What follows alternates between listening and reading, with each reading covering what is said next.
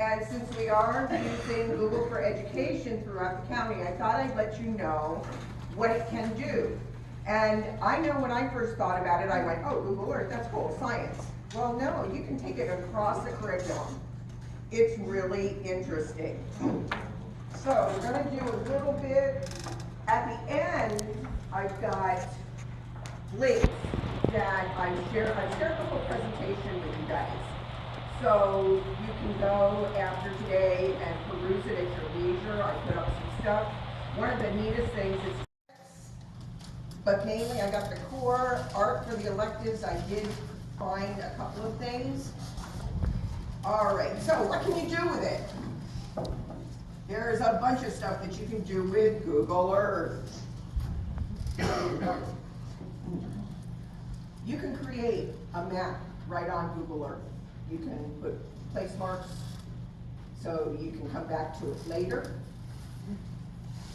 You can customize your view. You can do a story and share it with everybody in the world. Satellite images, they get 3D buildings, terrain. One of the neatest things they do have also through one of their databases is time lapse. So a volcanic island, you can see, or an atoll, you can see it change over time, the shapes and that type of thing. It's really interesting. All right, and you can zoom in to street level and get a 360-degree view. You can stand there and turn right around and see what's on all sides. I'm going to return to here. Okay. Google Earth is on the web. It's mobile. You can use your mobile devices, your students' mobile devices. Google Earth Engine, Google Earth Studio, Google Earth Virtual Reality. Very cool. And Google Earth Outreach. That's like, outreach is like a conglomerate of using different resources and putting out and collaborating that way. All right, let's go. All right, you can go Google Voyager.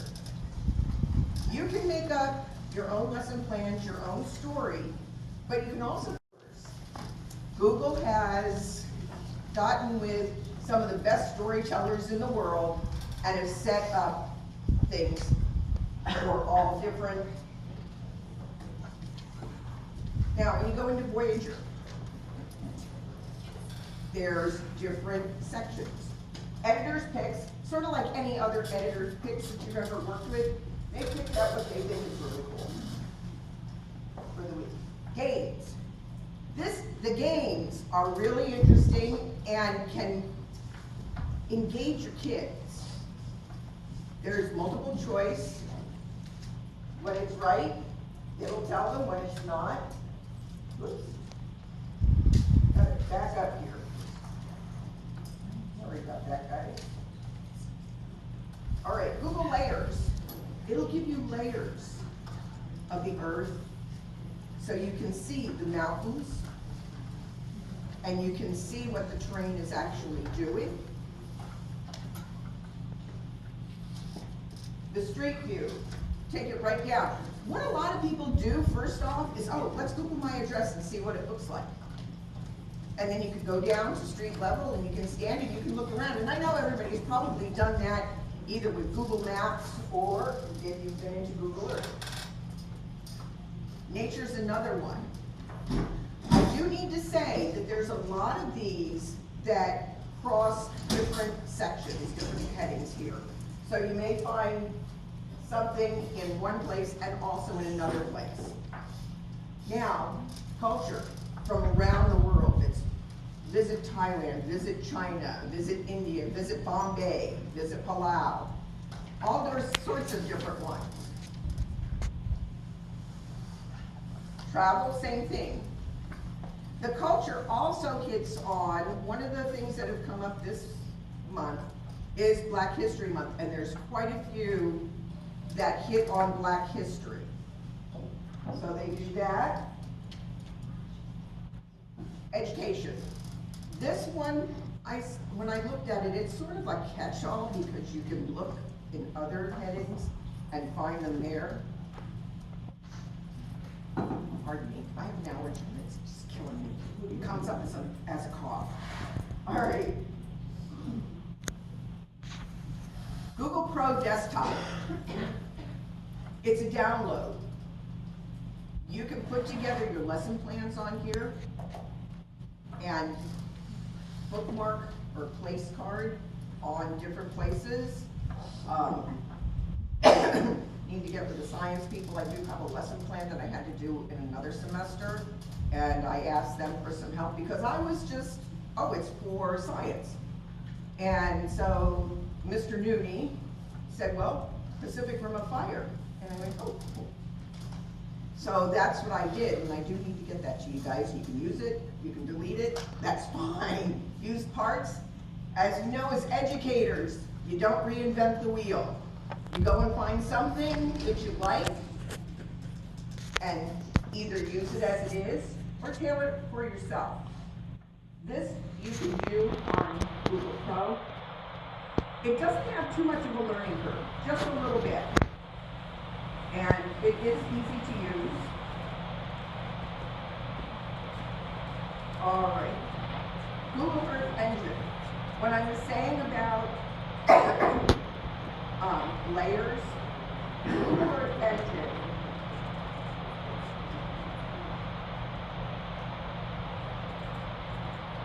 is all right. Let's go back to it.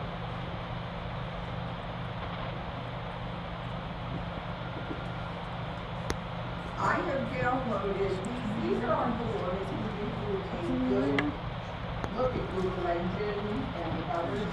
Google Engine is a huge database. So what they're doing,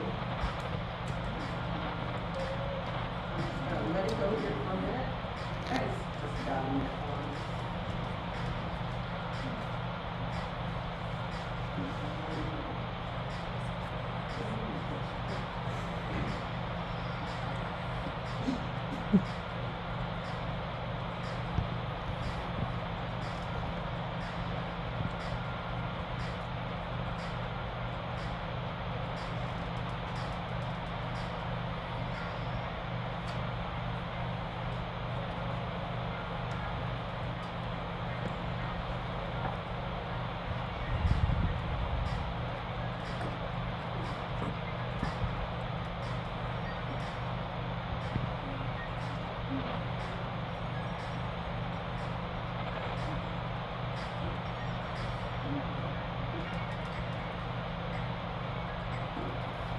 The track and visualize changes over time is very cool, and there's quite a few of those.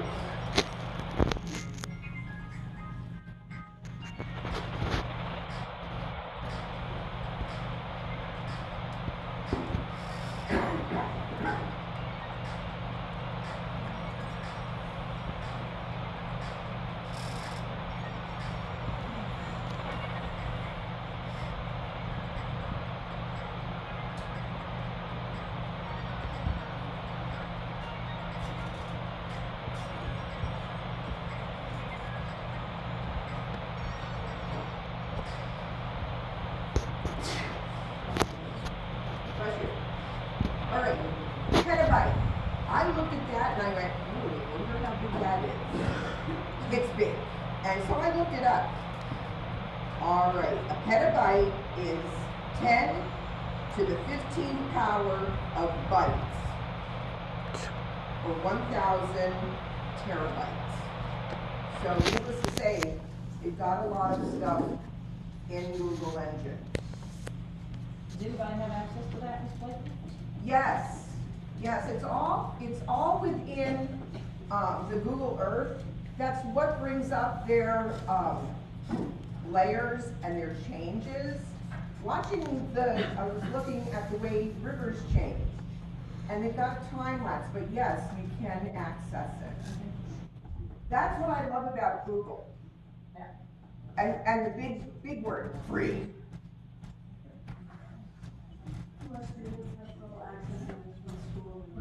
They shouldn't.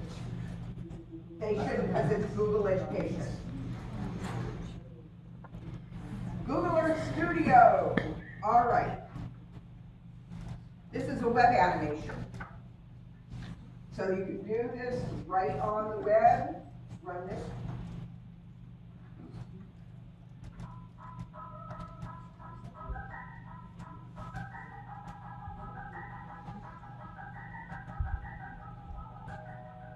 This also has a store of satellite images, building images that you can use. You can use it right on the web.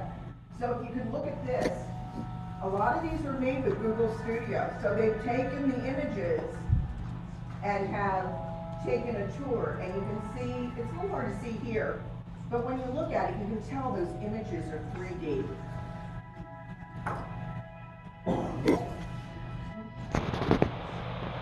And there's also some on the web that people have put up.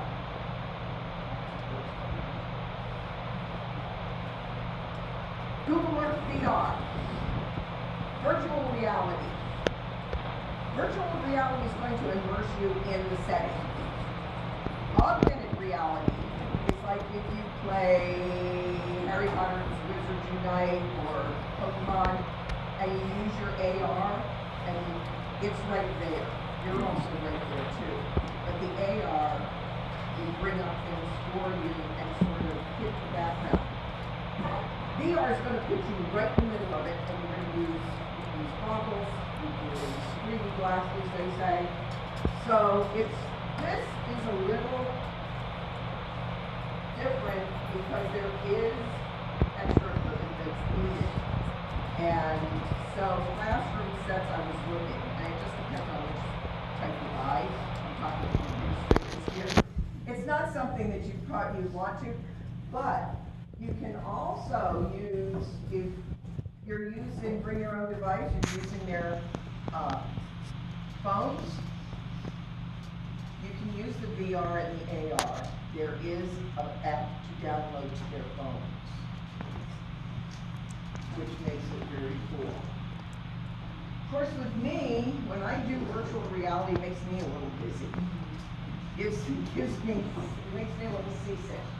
But I look at all these things and just, it's amazing. When you see the things and you're trying to reach out to touch them and they're not there.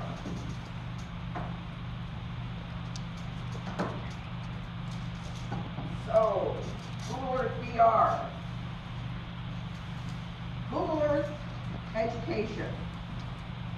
You can, as I said, you can make your own lesson plans. You can use things that are already there and don't have to reinvent the wheel. All right, here's some of the Google Earth education tools. And it's a lot of what we've just seen. Maps, tour builder, the VR, the Street View, and Google Engine. All right, now, I emailed you this morning, I shared this presentation with you. So here's some of the links, and I'll give you a highlight. Let's go to the Google Earth 20 years of Google, which I thought was pretty cool. It does that, because there's so much information, it does take a second or two to load. Sometimes a little longer than others. About the time you want it to go very fast, it's sitting there going, okay, I'm going to take my sweet time. Or if it's like me this morning, I loaded it and it went, oh, you can't access slide 17. So it's like, okay, I'm using mine. All right, so when you go, it's 20 years of Google, you start your tour. It's going to take you right to the spot. And Google founders Larry Page and Sergey Brin meet at Stanford. This has 12 different sections. And I know there's a good 360 in here.